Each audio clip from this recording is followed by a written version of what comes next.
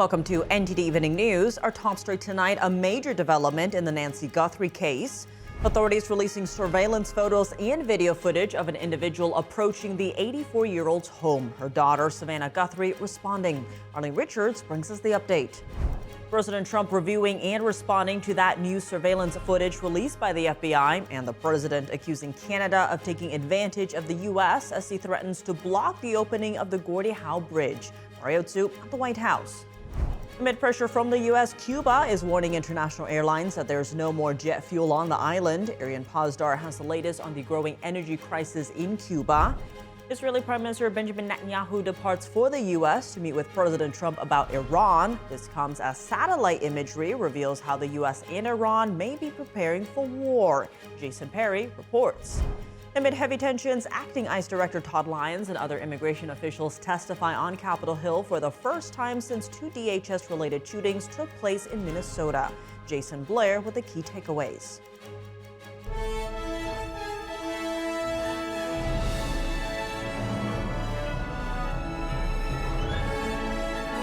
This is NTD Evening News, live from our global headquarters in New York City. Here's Tiffany Meyer.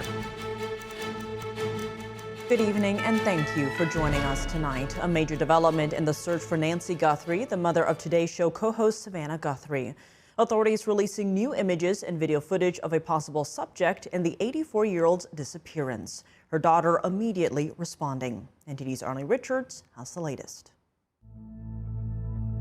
Today, the FBI and the Pima County Sheriff's Office releasing photographs and video footage from a doorbell camera showing a potential subject in the disappearance of Nancy Guthrie. Her daughter, Today's Show co-host Savannah Guthrie, responding in two Instagram posts, saying, "We believe she is still alive. Bring her home." Adding in a second post, "Someone out there recognizes this person. We believe she is still out there."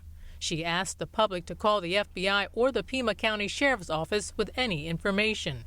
Sheriff Chris Nanos posted some of the images Tuesday depicting an individual wearing a ski mask and gloves standing at Nancy Guthrie's front door.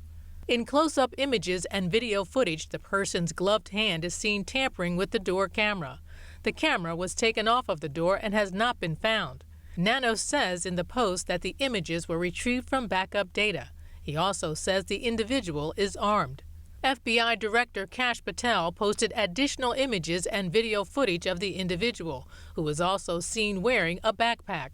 He said the images and video come from the same camera at Nancy Guthrie's front door the morning of her disappearance. A 4-second video shows the individual approaching Nancy Guthrie's door with his head down. The FBI has not characterized the individual as a suspect and so far has been saying there are no suspects. The search for the 84-year-old grandmother is in its 10th day. She disappeared from her home more than a week ago. The Guthrie siblings have made emotional appeals, even offering to pay. We are at an hour of desperation, and we need your help. A possible ransom deadline passed last night with no apparent exchange of money. Investigators haven't determined whether ransom notes sent to two media outlets are real. The images and video footage are the first sign of a possible break in the case. Arlene Richards, NTD News. President Trump reviewing the newly released surveillance footage in the Nancy Guthrie kidnapping case, and the president threatening to block the opening of a bridge connecting the U.S. and Canada as he warns Ottawa of cozying up to the Chinese regime. We now go live to NTD's Washington correspondent Mario Tzu at the White House. Mari, good evening. Tiff, good evening. That's right. And Press Secretary Leavitt said today that she and President Trump reviewed that new surveillance footage just minutes before it was released, just minutes before the White House press briefing. And Leavitt also reiterates that the prayers of the entire White House are with the Guthrie family at this time. She says that they hope that they find the suspect soon and that Nancy Guthrie can return home safely. Here's the White House with the president's initial reaction to that new footage. Take a look. His initial reaction, of course, as all Americans, is just pure disgust. And again, it's heartbreaking to see now this footage really bring to life a story we've all been reading about. And again, we're just praying for the safety of Nancy Guthrie and that she will return home soon. And The White House says President Trump is encouraging all Americans with any information to call the FBI. I think anyone who was involved in this depraved crime, this abduction, of course, we want to be seen held to the fullest extent of the law possible. Meanwhile, the White House urging Congress to pass the SAVE Act, equating election integrity with national security. As for the president, he's been very clear. He wants House Republicans and Democrats, too, if they were politically wise, to pass this legislation. While a new Pew Research poll shows overwhelming bipartisan support for photo ID to vote, with 71% of Democrats, 95% of Republicans, and 83% of Americans in agreement, many Democratic politicians oppose it, an opposition the White House condemns. Now is for the SAVE Act itself. It has nothing to do with protecting our elections and everything to do with federalizing voter suppression. The SAVE Act is nothing more than Jim Crow 2.0. How do you oppose Save America? So this is simply on voting. Voter ID, we want a statement that you are a citizen of America. I think that's a reasonable thing to ask. And no mail-in ballots, which are very corrupt. No country in the world does what we do. This comes as President Trump threatens to block the opening of a bridge between the U.S. and Canada unless Ottawa negotiates with Washington on tariffs and the exclusion of American products. He accuses Canada of taking advantage of the U.S. with unfair trade practices and cozying up to the Chinese regime. The fact that Canada will control what crosses the Gordie Howe Bridge and owns the land on both sides is unacceptable to the president. It's also unacceptable that more of this bridge isn't being built with more American-made materials, even more so than what President Barack Obama committed to with the Canadians at the time, at the start of the project. We don't want China to take over Canada. And if they make the deal that he's looking to make, China will take over Canada. And the first thing they're going to do, end ice hockey. Canada gets a lot of freebies from us, by the way. They should be grateful also, but they're not. Canada lives because of the United States. Canada's Prime Minister Mark Carney says he's spoken with President Trump after the president issued that threat and that the situation will be resolved, although he didn't give further details. And this is coming just a couple weeks after President Trump threatened 100% tariffs on Canada if they made a deal with the Chinese regime. Tiff, back to you. All right, Mari, thanks for those updates. Cuba is warning international airlines that jet fuel will no longer be available on the island starting today. It's the latest sign of worsening conditions as the U.S. is cutting off the communist-run nation's oil supply. NTD's international correspondent Arian Pozdar has the story. Cuba is issuing a notice to airlines saying jet fuel is no longer available on the island. The nation is implementing a fuel rationing plan as the U.S. is cutting off the communist-run nation's oil supply. Urgent measures must be taken because people who are going to travel far away if there is no fuel, I don't know if their flights will be canceled. Cuba has historically relied on Venezuela to provide most of its jet fuel.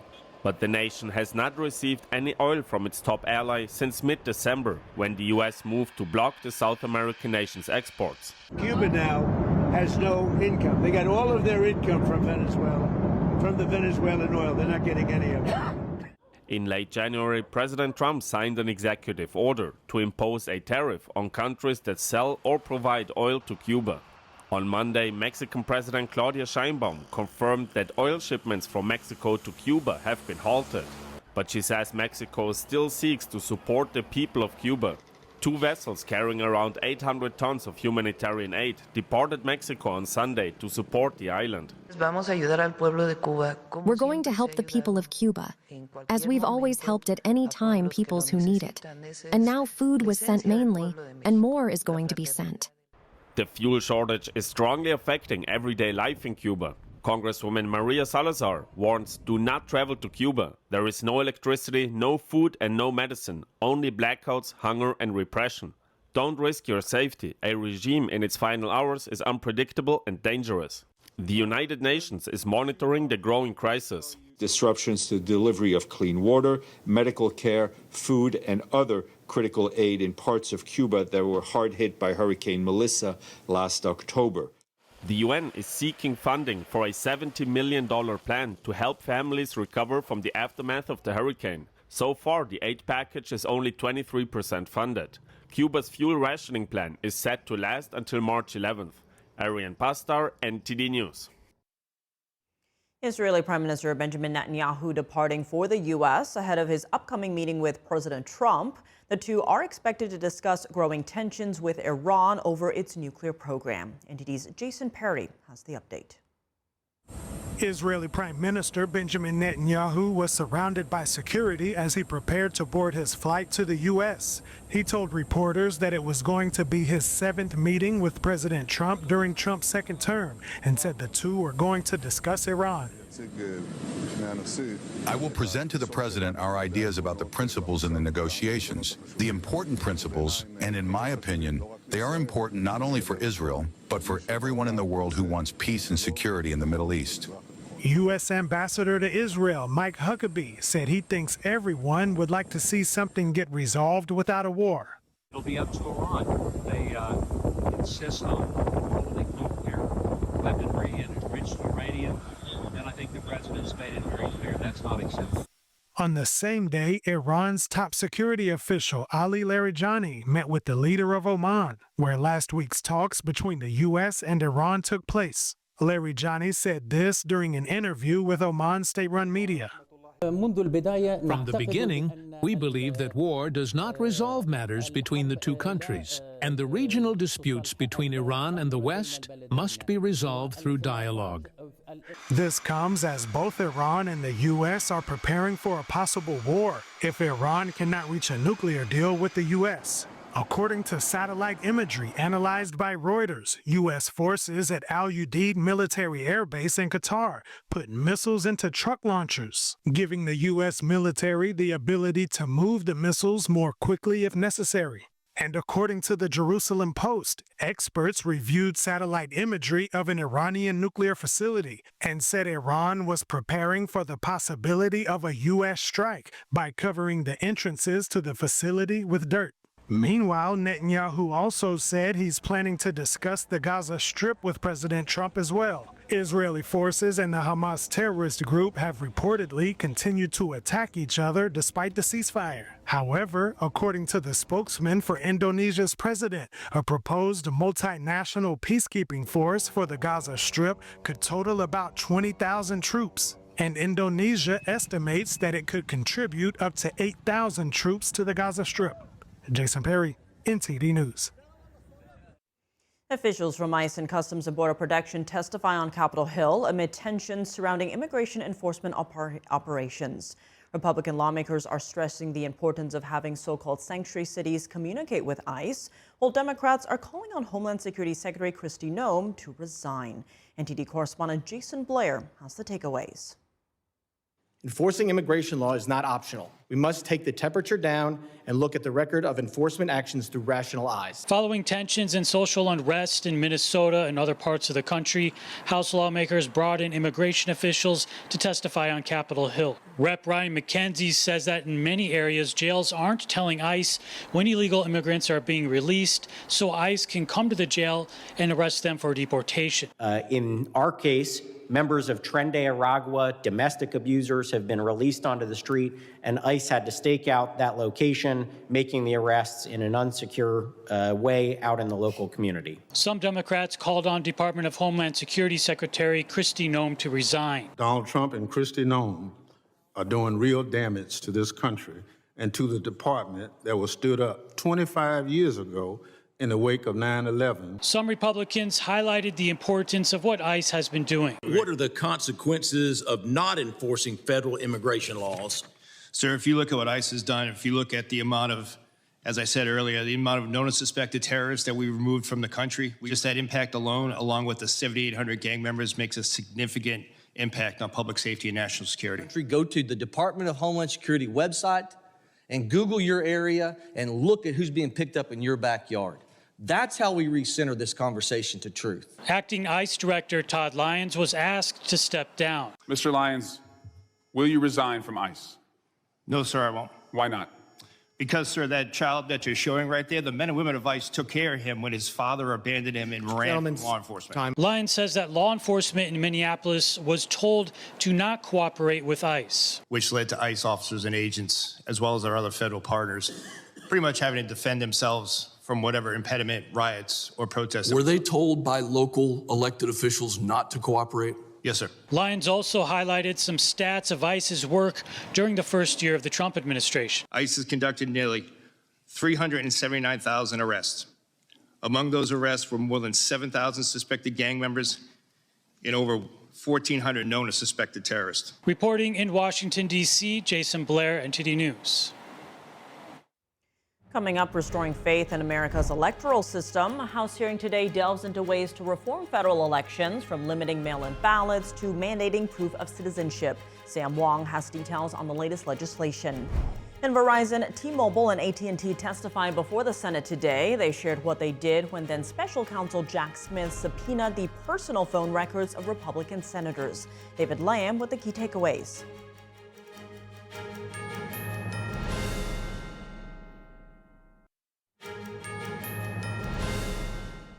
Welcome back. I'm Tiffany Meyer. The supporting affidavit for the warrant to search Fulton County election records has now been unsealed. The 22-page affidavit cites several alleged irregularities in Fulton County's handling of the 2020 election.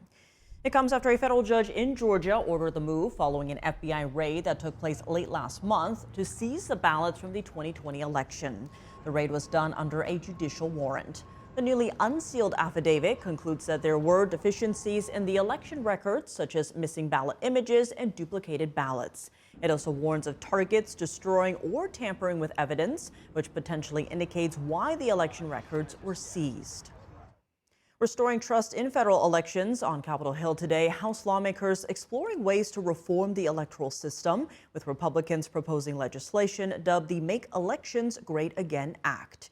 NTD's Sam Wong has the details. History explains why election integrity safeguards exist. They're not adopted by accident, and they're not racist. The Committee on House Administration holding a hearing today focusing on restoring integrity in federal elections. At the center of the hearing, Republicans are pushing for a reform bill called the Make Elections Great Again Act. It's a measure they say would improve voter confidence and make voting more secure. Elections should end on Election Day. You need a photo ID to cast a ballot. You need to be a citizen to vote. You need an audible paper trail, and you shouldn't mail a ballot to people that don't request them. The SAVE Act is very important. Voter ID, I mean, if you look at it, no mail-in voting, and you have to have proof of citizenship. The push comes as the House is set to vote on the Save America Act this week, a bill backed by President Trump that requires proof of citizenship to vote in federal elections. Democrats argue the measure would impose hurdles on millions of voters across the country. That's despite surveys that indicate most Americans support mandating photo ID at the ballot box. This is about control. It is about silencing people who do not agree with Republican policies and about blocking women from the ballot. The American public is resoundingly in support of this. 83% support only U.S. citizens voting and using an ID for elections. Suggesting this will harm certain demographics is both disingenuous and insulting. As of now, 13 U.S. states and Washington, D.C. do not require any documentation to cast a ballot in person. And with mail-in voting becoming more common, some say that the current electoral system opens the door to more fraud and abuse. Not long ago, the Supreme Court found that 24 million registrations, about 1 in 8 in the United States, are invalid or inaccurate, and 2.75 million people were registered in multiple states. The Make Elections Great Again Act was introduced by House Administration Committee Chairman Brian Stile. In line with President Trump's policies, Stile says the goal is to create uniform national standards that makes it difficult to cheat in elections. Sam Wong, NTD News, Washington, D.C. Major telecom companies testified before the Senate today on why they did or did not comply with subpoenas of lawmakers' phone records. They explained how their companies handled probes into President Trump and his supporters in Congress. NTD's David Lamb reports. Executives from cell phone companies answered questions from Senate lawmakers on the implications of the Arctic frost investigation of President Trump and his supporters. We are ultimately here this morning because Jack Smith violated his oath of office.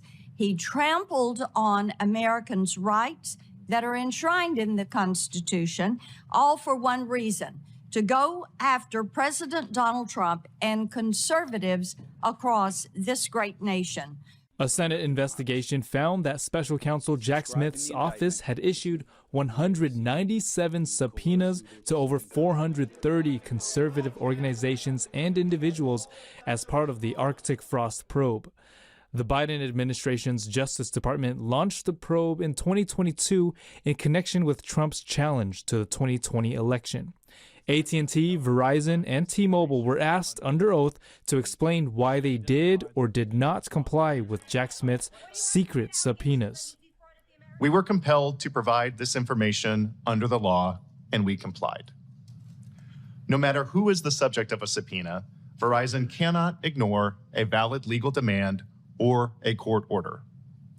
But our processes could have been better suited to meet what was a new and unique set of circumstances. An FBI document released by Senator Chuck Grassley's office on October 6th included phone records from 8 U.S. senators and 1 congressman. The information included data on where, when, and to whom the calls were made, but didn't include the content of the calls. Smith served as the DOJ's special counsel for 3 years, starting in 2022. AT&T said its own lawyer questioned Smith's probe.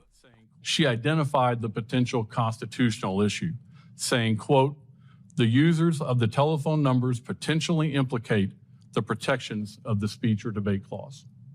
Then she asked the critical question, asking for special counsel's view of the potential constitutional implications, quote, "so that AT&T may document the special counsel's views and incorporate them as part of our analysis."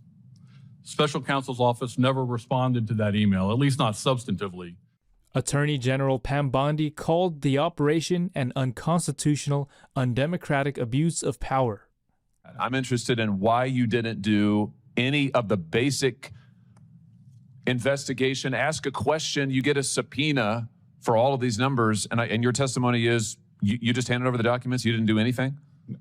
Is that what happened? 3 reasons, Senator. So first, when we receive a subpoena, we do not know the nature of the investigation or the sensitivities involved. Second, as I mentioned, we train our subpoena analysts to respect the confidentiality. The Senate plans to hold more hearings on the Arctic Frost investigation. David Lamb, NTD News. Coming up, a federal judge has sentenced a Southern California man to 4 years in prison in a case tied to the Chinese regime. Prosecutors say he also worked on a local city council campaign. Christina Corona reports. Chinese Communist Party money flowing into American nonprofits. Lawmakers say it's fueling protests, pushing radical policies, and undermining U.S. elections. Jack Bradley breaks down the investigation on Capitol Hill.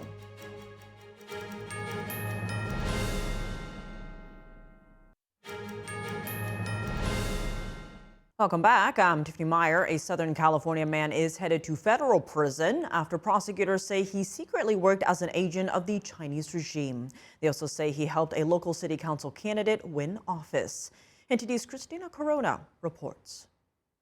A 65-year-old man from Chino Hills, California, has been sentenced to federal prison for secretly working as an agent of the Chinese regime while also helping a local politician win office. Federal prosecutors say Yaning Mike Soon acted under the direction of officials from Communist China from 2022 through early 2024 without registering as a foreign agent as required by law. Court documents say Soon also advised a city council campaign. The LA Times reports that the candidate was Arcadia council member Eileen Wong, who won in 2022 and is still in office. Prosecutors also say Soon helped run a news website aimed at the local Chinese American community, posting pro-Beijing content at the direction of Chinese officials. Prosecutors say his work included targeting Falun Gong, a spiritual practice banned in China, which has many adherents here in Southern California. Investigators say Soon also closely tracked the April 2023 visit of Taiwan's then president, Tsai Ing-wen, to Southern California and sent real-time updates on her movements directly to representatives of the Chinese regime. After Soon's arrest, the city of Arcadia said he had no official connection to the city and that Councilmember Wong was not charged. Soon's defense argued he didn't know he was required to register as a foreign agent and asked for a lighter sentence. First Assistant U.S. Attorney Bill Asaley said in a statement, federal law enforcement will not allow hostile foreign nations to infiltrate the governance of our nation's political bodies. Soon has been sentenced to 4 years in federal prison. Christina Corona, NTD News. On Capitol Hill today, House lawmakers are sounding the alarm over foreign money flowing into American nonprofits. They say groups tied to the Chinese Communist Party are using U.S. tax breaks to fund protests, push radical policies, and influence elections. NTD's Washington correspondent Jack Bradley has the details. Foreign actors fueling disruption and illegal activity in America using a dark web of tax-exempt groups. The Chinese Communist Party funding American nonprofits at the center of a contentious hearing on Capitol Hill. The House Ways and Means Committee, which oversees tax policy, focused on how money tied to the CCP flows into U.S. tax-exempt groups. Money they say fuels protests, pushes radical policies, and still gets taxpayer subsidies. The People's Forum, an American tax-exempt group, hosts events and courses pushing Communist Party propaganda, incites violent protests and riots. Operate YouTube channels to reach youth. Others operate fake news websites. Still more, lobby Congress. Federal property vandalized at Union Station, American flags burned and police officers assaulted, airports blocked at JFK and LAX. This is not grassroots protest.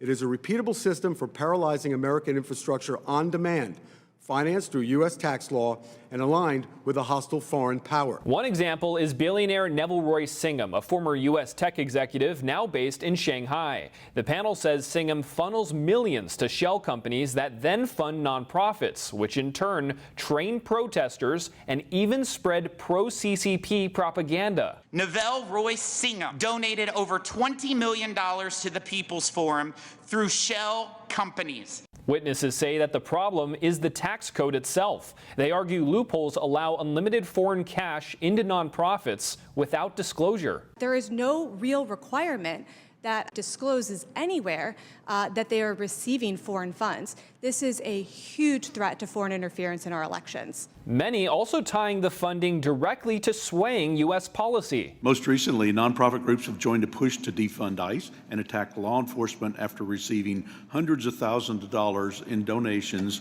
linked to the Chinese Communist Party. The witnesses are pushing Congress to close loopholes in federal law that allows unlimited foreign cash flows into nonprofits. Some states already are moving in that direction, with Alabama and Michigan just passing laws last week to block foreign money in ballot measures. And a bill is now moving its way through Congress that would do that on the federal level. Reporting by Jack Bradley, NTD News.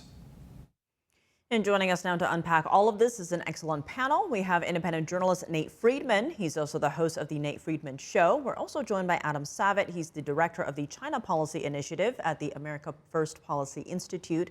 Thank you both so much for joining us. Nate, starting with you, you've been covering the links between CCP-aligned left-wing groups causing chaos across the U.S. Did this hearing hit on the most important aspects of this issue? Yes, absolutely. And look, I've gone to these protests and I've proved it. I've walked up to Manolo DeSantos before a protest has started and I said, are you being paid over $20 million to protest? No denial. I asked David Chung, the same person I've investigated before, who works with the People's Forum, who also works with Rise and Resist, who's funded by George Soros. And when you look at Rise and Resist, you see that, yes, it's funded by Soros, but David Chung is funded by Roy Neville Singham at the People's Forum. So you'll often see that these NGOs, they spread their employees across multiple of them and only get paid by one of them just to hide where the money is. And Adam, what is the Chinese regime trying to accomplish by influencing groups like these? What they're trying to accomplish is victory by political warfare, or you could call it hybrid warfare. You know, of course, they're building up their military, their Navy, their Air Force, their nuclear arsenal, but they get more bang for the buck to fund these violent groups on our streets who already want to take this radical action. Why not fund these groups and undermine our society from within? That's their goal.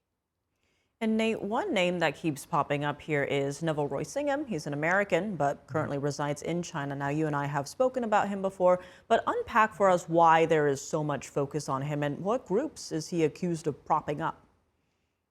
Yeah, there's so much focus on him because if you just look at New York, if you were to get rid of the People's Forum, if the People's Forum didn't exist, you wouldn't see over 90% of the protests that you see in New York. And I don't know if the camera can see this, but you can see in the same day, say January 20th, Stop ICE Terror, and then you can see on the same day, it's a Free Palestine. So they're double dipping on these social causes. You can see that's that's how it's going on. Singham is behind all of this. And Adam, how hopeful are you that hearings like this will lead to real change, and what would that look like? Let me say that recognize this here is incredibly important. It had incredibly good results. We need to shine a light on all of the aspects of the civilizational efforts of China. Unfortunately, though, I have to say I'm not hopeful that this hearing will lead to results, because basically when you close one avenue of the Chinese Communist Party, they'll find another avenue, whether it be overseas police stations or through their student groups, many other avenues. So while this is incredibly important, I praise the committee. I don't see immediate change coming from this. I want to get to that, but first, Nate, your thoughts on this. What would real change look like here? Roy Neville Singham testifying in front of Congress, and we get to the bottom of what's really going on behind this $20 million that he tried so hard to hide. Putting it through a donor advised fund. If you're proud of the money you're sending someone, you don't hide it like this. So, yeah. And Adam, one of the hearing witnesses said that some Singham-funded organizations that promote CCP-aligned narratives fail to register as foreign lobbyists under FARA. How does FARA fit into all of this? It's incredibly important. It should come into play more. FARA, the Foreign Agents Registration Act of 1938, it was first instituted to combat Nazi propaganda, German-American groups that were funded by the German government that needed to declare themselves as foreign agents. It's been used very sparingly since then, unfortunately, over the past decades. Interestingly, it was revived in order to go after Paul Manafort, a Trump ally back in the first term, but it's been used very selectively and very sparingly. It needs to be revived to go after these organizations which are obviously acting on behalf of the CCP. And Nate, when you're on the ground speaking to these protesters, is there a sense that they're aware of the foreign influence funds coming in? What is the sense on the ground of why they're protesting? Well, many are not. Many are passionate about the issues, but again, that the protests wouldn't be organized if it wasn't for Singham. And, I have to say that the rhetoric, having Stop ICE Terror, calling ICE terrorists, it's very clearly inciting violence. So, yes, it's not just CCP, but it's Singham that's inciting violence and destroying the West from within by calling ICE terrorists. And Adam, it's not just protests and organizations on the streets. How much lobbying do Chinese businesses do on Capitol Hill? A huge amount, not only on Capitol Hill, but also to the agencies. I'm proud that my organization, AFPI, did a deep dive on one aspect of that, the agricultural conglomerates, multi-billion-dollar companies. They used to be Western-owned. They're now CCP state-owned. Syngenta and Smithfield, for example, respectively, spent $8 and $11 million in lobbying over the past decade. That includes the Department of Commerce, the Department of Agriculture, the U.S. Trade Representative, when we were engaged in the most consequential trade negotiations with China that directly benefited China, the Phase 1 trade deal in the first Trump administration. There's also defense companies that are listed as PLA defense companies on the 1260H list, which the U.S. government designates, but they're still able to lobby. One of them is DJI Drones, the viewers might be familiar with, which is a designated PLA defense company. It has been able to lobby against the Drones Act in the Congress to the tune of $1 million. Absolutely wild. Well, Adam Savitt, Nate Friedman, thank you both so much for joining us. Thank you. Thanks very much. And for even more analysis on how the CCP is using American nonprofits to gain influence and mask illicit activity, hear from Senior China Research Fellow Steve Yates tonight on Capitol Report with Steve Lance at 7 p.m. Eastern Time. Coming up in the Olympics, after a slow start, Team USA collects a number of medals today while setting themselves up for more down the road. Dave Martin joins us to discuss.